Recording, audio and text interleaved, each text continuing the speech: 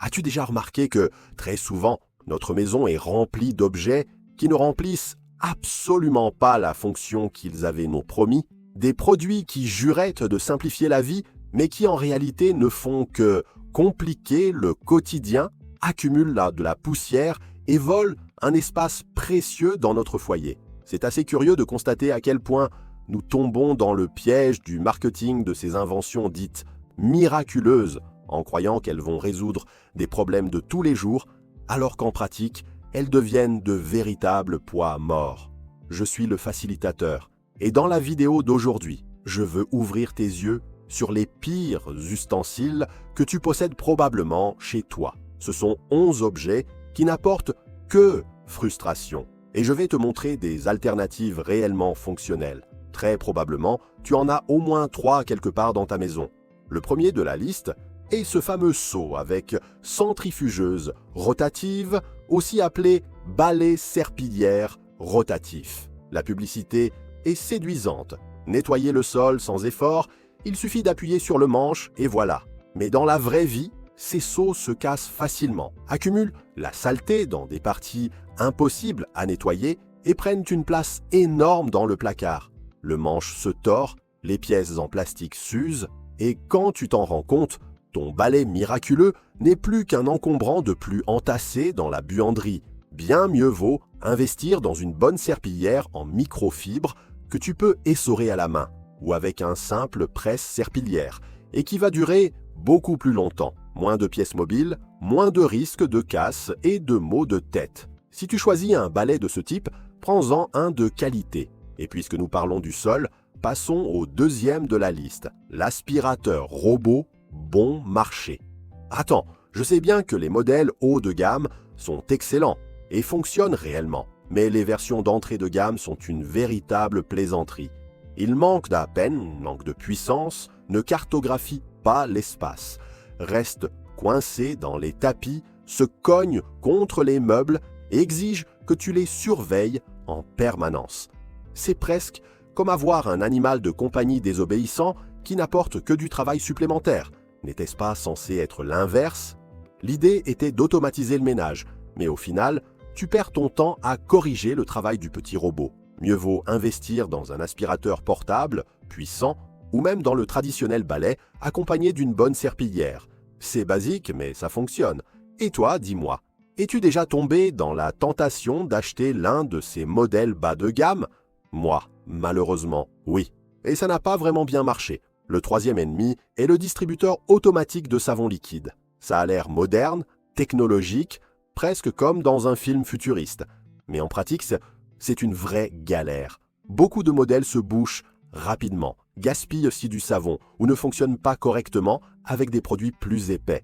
Sans parler du fait qu'ils sont difficiles à nettoyer, prennent plus de place qu'un simple flacon et que, bien sûr, les piles choisissent toujours de tomber à plat au pire moment. Qui n'a jamais eu son distributeur hors service en plein milieu de la vaisselle? Au final, un simple flacon en verre avec doseur ou même une petite bouteille réutilisée règle le problème de manière pratique, fonctionnelle et sans chichi. Le minimalisme, c'est ça, valoriser ce qui marche sans avoir besoin d'objets inutiles. Le quatrième objet est le classique étendoir rétractable en plastique. Ceux qui en ont acheté savent très bien de quoi je parle. Il se casse facilement, ne supporte pas le poids du linge, se rétractent mal et, la plupart du temps, deviennent une source d'énervement permanente dans la buanderie. Tu perds de l'espace et tu te retrouves à pester chaque fois que tu dois l'utiliser. La vraie solution? Investis dans un étendoir en aluminium ou même dans un modèle pliable de sol, solide, pratique et durable. Passons maintenant à la cuisine, avec le cinquième objet, l'éplucheur d'ail en tube de silicone. Celui qui a inventé ça a dû bien rire, parce que ça ne fonctionne tout simplement pas. En théorie, tu mets l'ail dedans, tu roules au-dessous le tube et la gousse sort pelée. Mais en pratique, l'ail ressort à moitié, le tube garde l'odeur, il est difficile à laver et finit oublié dans un tiroir. Tu veux éplucher de l'ail rapidement?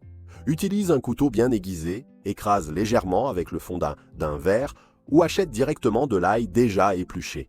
Ce sont des méthodes simples, rapides et infiniment plus efficaces. Le reste n'est que marketing bon marché.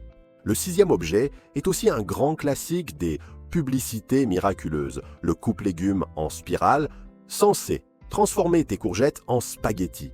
L'idée est jolie sur le papier, mais dans le monde réel, il ne fait qu'encombrer tes placards et compliquer la vie. Difficile à nettoyer, peu pratique, et après une ou deux utilisations, tu l'abandonnes au fond du tiroir.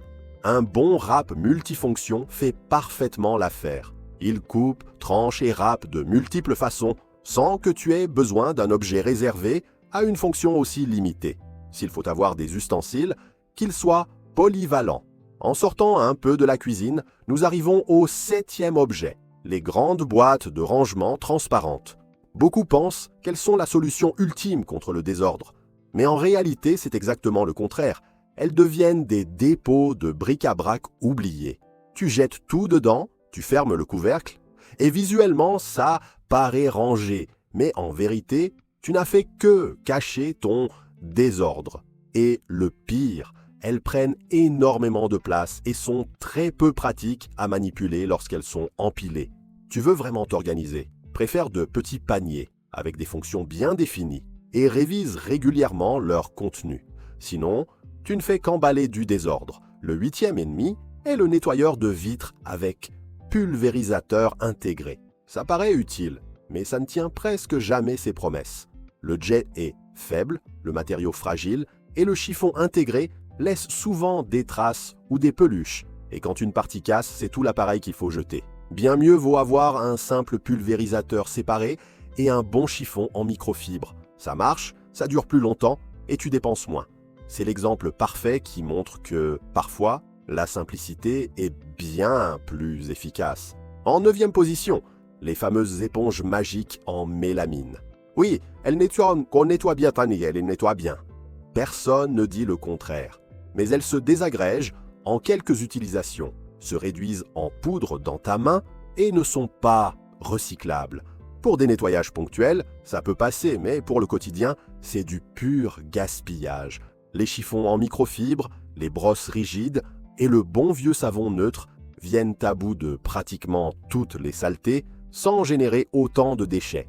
Si l'idée est praticité et durabilité, l'éponge magique est exactement le contraire. Le 10e objet est un peu polémique, les cintres multicouches. Oui, j'ai moi-même essayé de les utiliser, malheureusement. Ils promettent d'économiser de l'espace, mais en pratique, ils ne font que compliquer la vie. Ils froissent les vêtements, prennent plus de profondeur dans l'armoire et rendent que la tâche d'accrocher ou de retirer un habit vraiment pénible. Ça n'a aucun sens de compliquer quelque chose d'aussi simple.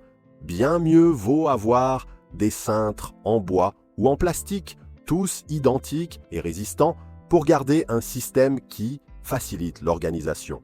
Mieux vaut privilégier la qualité que ces solutions prétendument miracles qui compliquent plus qu'elles n'aident. Et nous arrivons au 11e objet, un petit bonus auquel beaucoup ne s'attendent pas, la friteuse électrique, bon marché, ou comme tout le monde l'appelle, l'air fryer d'entrée de gamme. Je sais, ça peut faire mal à ceux qui en ont une dans leur cuisine, mais soyons honnêtes, les modèles les moins chers ne tiennent pas la moitié de leurs promesses. Ils chauffent mal, leur revêtement fragile s'écaille, le panier est trop petit, et au lieu d'obtenir des aliments croustillants, tu te retrouves avec quelque chose de ramolli. Résultat, frustration, argent gaspillé, et encore un encombrant de plus dans ta cuisine. Si tu veux vraiment en avoir une, investis dans un modèle de qualité. Sinon, le bon vieux four électrique fait toujours parfaitement l'affaire. Alors dis-moi, es-tu déjà tombé dans la tentation d'acheter une air fryer en promotion? Le plus important dans tout cela n'est pas seulement de critiquer des produits en particulier, mais de comprendre la mentalité qui se cache derrière la consommation. Vivre avec moins ne veut pas dire renoncer au confort, mais plutôt faire de la place pour ce qui fonctionne vraiment. Chaque objet qui entre chez toi demande de l'espace, de l'entretien et de l'énergie de ta part. Et s'il n'accomplit pas correctement sa fonction, il devient simplement un poids inutile. L'idée n'est pas d'avoir une maison vide et sans vie, mais une maison efficace, pratique et légère. C'est pourquoi, avant d'acheter le prochain ustensile qui promet des miracles, pose-toi la question: en ai-je vraiment besoin? Va-t-il vraiment m'aider ou va-t-il se transformer en une énième frustration? Et maintenant, je veux savoir, parmi ces 11 objets, combien sont encore chez toi? Regrettes-tu déjà d'avoir acheté certains d'entre eux? Dis-moi tout dans les commentaires, parce que je veux connaître les plus grands échecs d'achat de ta vie. Et bien sûr, partage cette vidéo avec cette personne qui adore acheter des choses qui ne font qu'encombrer. Peut-être qu'elle se reconnaîtra aussi dans cette liste. Je t'embrasse bien fort et à très vite.